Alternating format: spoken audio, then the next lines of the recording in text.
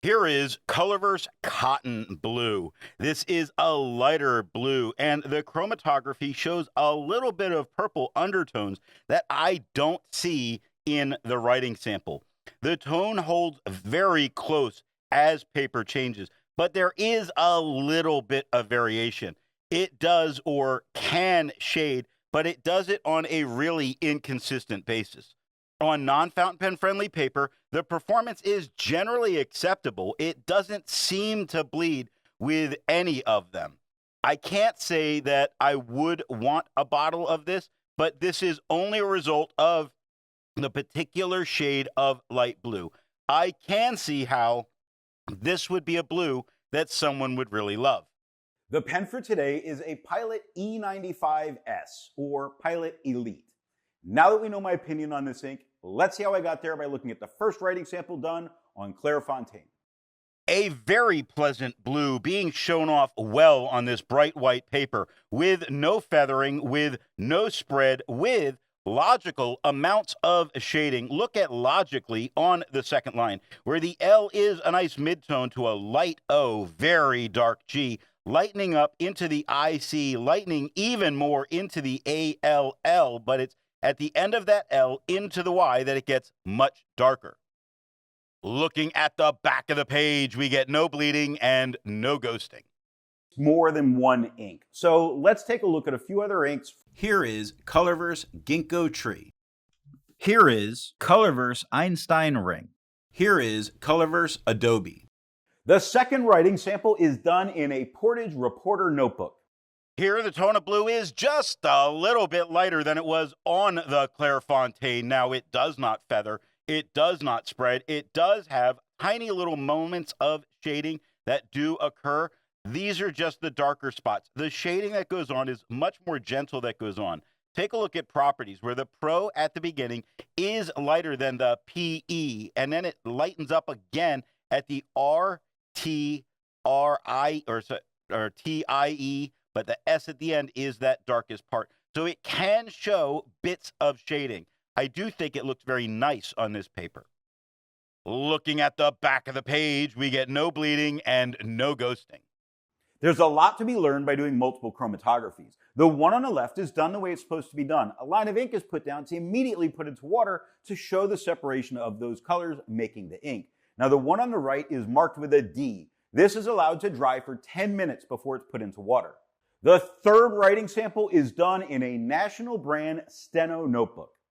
Here we see the tone is lighter than it was on the Clairfontaine. Also, it appears to be just slightly green leaning as a turquoise, meaning that this ink would be affected by the tone of the paper that you choose to write on, showing that the ink is slightly translucent. Now, we get no feathering, no spread. We still get some shading, not a standout quality. I don't particularly care for the tone that I'm seeing here, though it's not that it, there's going to be people that like it and really go for it. Looking at the back of the page, we have no bleeding and no ghosting. Resistance tests are done to see how well this ink can be expected to perform on the page, and more importantly, how hard it may be to clean from your pen. Now, the smear is allowed to dry for 3 days before testing it. In the upper left, you can see where there is highlighter. In the upper right, that is pen flush. The lower left has a 1/3 bleach solution, and the lower right has plain old water. The next writing sample is done in a Rhodia notebook. Here, the tone is just a little bit lighter than it was on the Clairfontaine. It does not feather. It does not spread. It does shade, but nowhere near as good as it did on the Clairfontaine. Most importantly, I don't think this is a standout color enough against the quad rule background, as I see both of them clearly at the same time. Looking at the back of the page, we get no bleeding and no ghosting.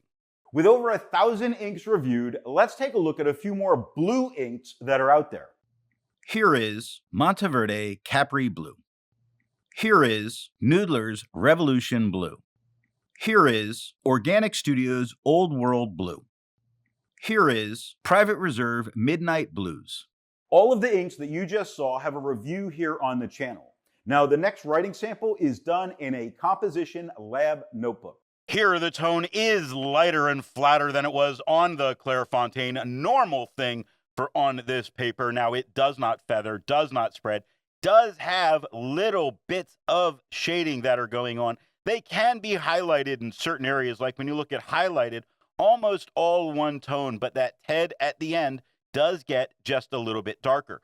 It doesn't particularly stand out against the quad rule for me here, meaning this wouldn't be my choice if I were taking notes, but it doesn't mean that it's going to be bad if you don't mind that.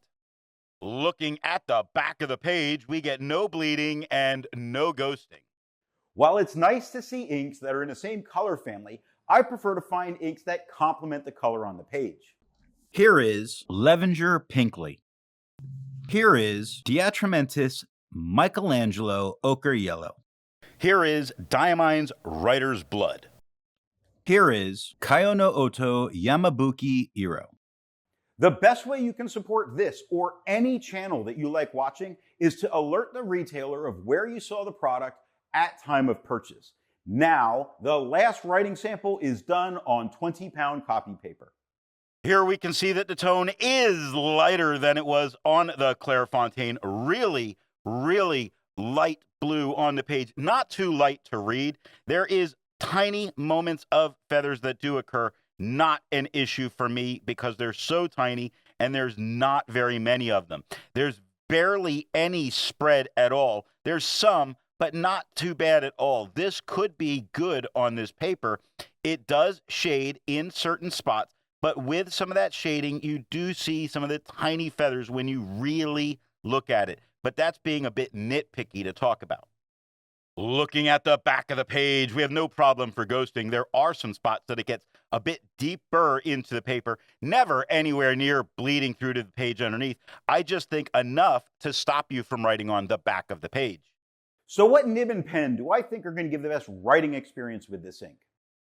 The Pilot E95S has a medium nib that is writing with a medium flow. It delivers a nice lighter blue with occasional touches of shading.